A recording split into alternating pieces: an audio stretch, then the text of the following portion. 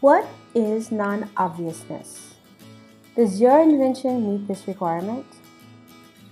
Non-obviousness depends on whether the invention would be obvious to a person having ordinary skill in the art, and if there was an inventive step involved in the creation of the invention.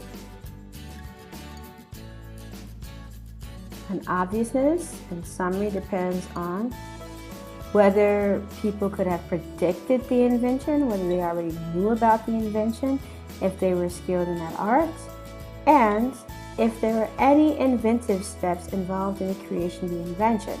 In other words, did you have to do something different? Did you have to add something? Did you have to connect some ideas or different articles or chemicals? You had to have done something besides just put the obvious together and say it's an invention.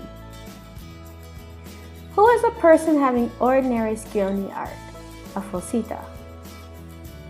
The average person who works in the art, field, or industry that is related to that invention is a person having ordinary skill in the art, a falsita. Experts having highly specialized knowledge in a specific area are not persons having ordinary skill in the art. They are not falsita because their knowledge, their skills, their abilities are highly developed and specialized, focused on one specific area of the field. They represent a minority. They represent an exception, not the ordinary person or average person in the field. What is obviousness?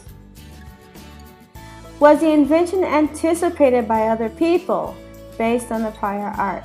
Did other people predict this invention because of what they already knew about what was going on in that field or that industry?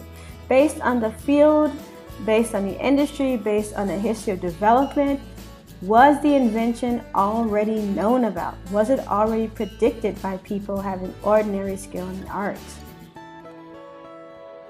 So, our two questions for obviousness are, if someone knows the things that have been done in the field and someone has experience in the field, would he or she have anticipated the invention? If people have the problem the invention solves, and they are familiar with the art, with the field, with the industry, would they have thought of the invention themselves? Have they already thought of the invention themselves? Are they already using the invention? So, if the invention is obvious, there's nothing to protect. People already know about it. People are already using it. People have already experimented with it. And the inventor has not given the world, or has not given that field, that art, that discipline, anything new in exchange for the patent. If the invention is not obvious in any way, then the inventor has given something new to the world, and he or she should be rewarded with a patent. So the patent rewards the inventor with the exclusive right to produce, license, sell, distribute, and control the invention, provided the inventor gives something to the world or something to that industry, something that is non-obvious. Let's look at some examples. While looking at these examples, let's look at a few questions. Can you think of new ways to make a pen? Could your pen be patented? Remember, the pen design or the pen idea must be non-obvious. Let's look at 4 pens that have been given patents because the inventions themselves were not obvious. First one, the Pilot Friction Ball Erasable Gel Ink Pen. History of development. Papermate invented the erasable friction pen in 1979. Pilot improved the formula for the ink in the eraser. In doing so, Pilot solved 3 problems. 1. The eraser rubbed off and left grit behind. This was a problem with the Papermate pen. The Papermate pen required too much force to erase the ink. 3. The Papermate Erasable friction pens destroyed the paper. They tore it, they ripped it, they put holes in it, so the paper was not reusable. The Pilot Fixon pens have the perfect eraser.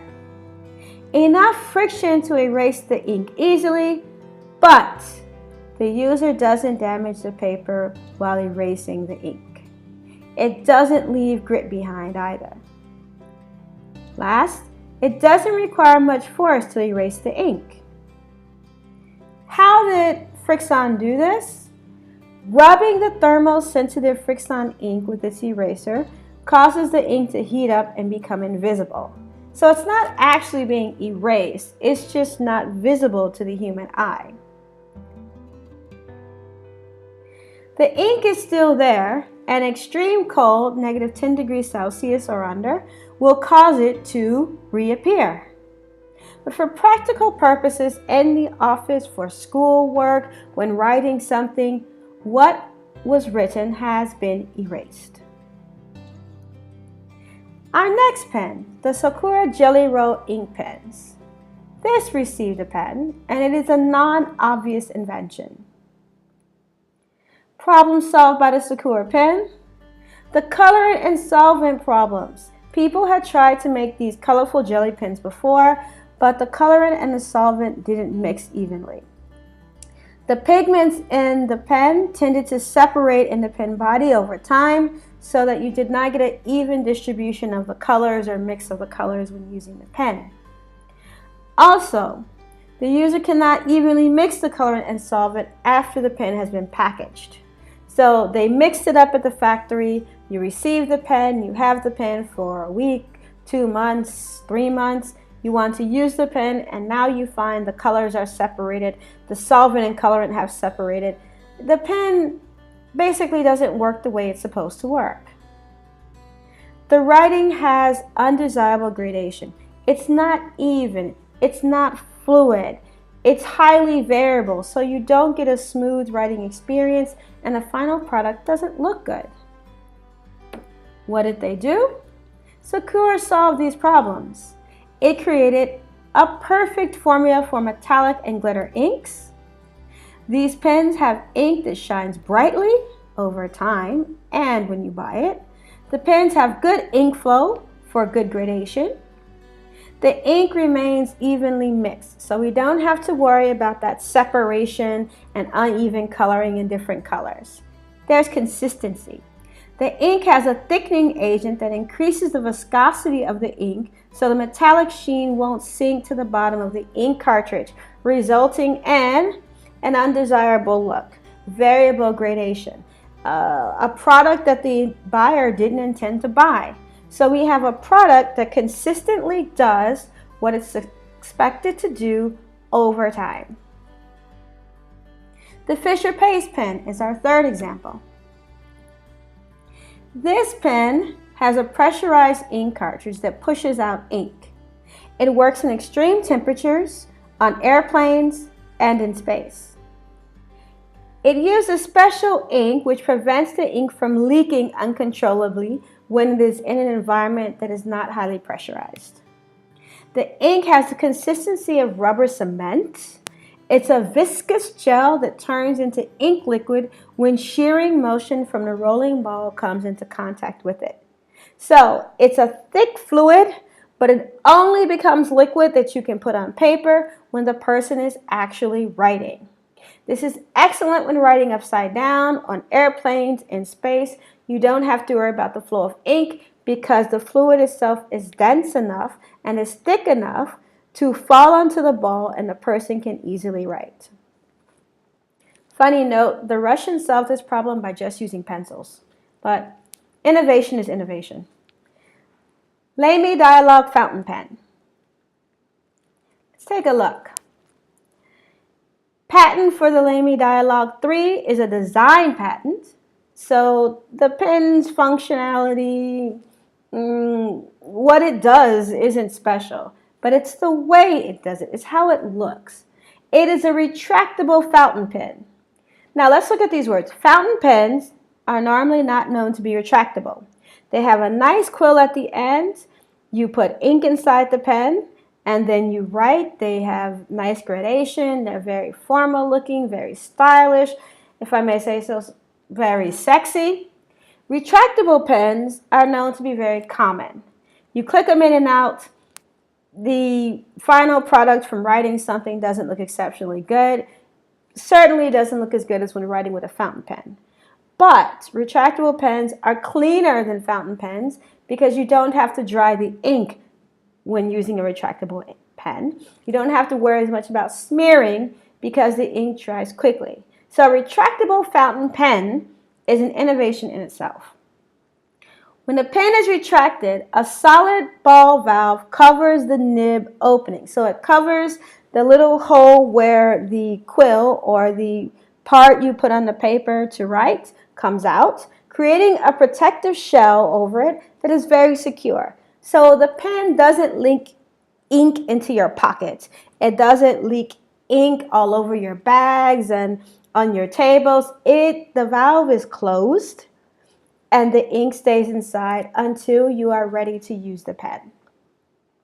The uniqueness of this pen also includes how the user feels when he or she uses it. So the design patent doesn't just cover the valve covering, the ball covering the valve. It doesn't just cover the fact that it's a retractable fountain pen. It also incorporates the user experience. And this is the experience that is unique to this product. It does not exist with other products. Therefore, it is worthy of a patent. For more information about utility patents, contact Hopkins Trade Law Solutions at www.hopkinstradelawsolutions.com or athopkins@hopkinstradelawsolutions.com. Thank you for watching the presentation. Please contact if you have any questions.